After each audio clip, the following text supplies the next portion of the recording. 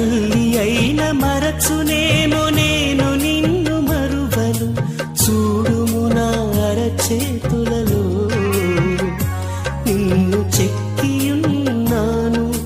నీ పాదము తొట్టిల్లనీయను నేను.